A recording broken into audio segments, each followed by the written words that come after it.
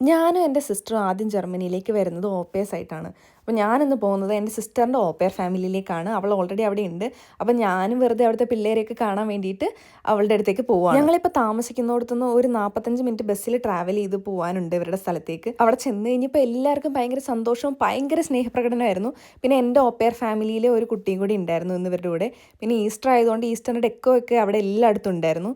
പിന്നെ ഇവർ ഭയങ്കര ഇഷ്ടത്തോടെ കഴിക്കുന്നൊരു ഫുഡാണ് ഇന്ത്യൻ ഫുഡ്. അപ്പോൾ ഞങ്ങളെ കൊണ്ട് പറ്റുമ്പോൾ ഒക്കെ ഞങ്ങൾ അങ്ങനെ ഉണ്ടാക്കും. അപ്പോൾ നമ്മൾ കഴിഞ്ഞ ദിവസം ചെന്നപ്പോഴും ഇന്ത്യൻ ഫുഡ് ഉണ്ടാക്കിയിട്ടുണ്ടായിരുന്നു. റൈസും ചിക്കനുമാണ് ഉണ്ടാക്കിയത്. അവർ ഭയങ്കര ഇഷ്ടത്തോടെ അത് കഴിച്ച്.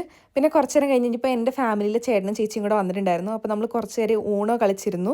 പിന്നെ ഒരു 9:30-10 മണിയൊക്കെ ആയപ്പോഴത്തേനും എൻ്റെ ചേട്ടനും ചേച്ചിയും കൊച്ചും കൂടെ ആയിട്ട് തിരിച്ച് വീട്ടിലേക്ക് പോയി. പിന്നെ നമ്മൾ തിരിച്ചു വരാൻ വേണ്ടി ഇറങ്ങിയപ്പോഴത്തേനും ഫെയ്ത്തിൻ്റെ ഫാമിലിയിലെ ചേട്ടൻ നമ്മളെ വണ്ടി എടുത്ത് വീട് വരെ കൊണ്ടേ വിട്ടു.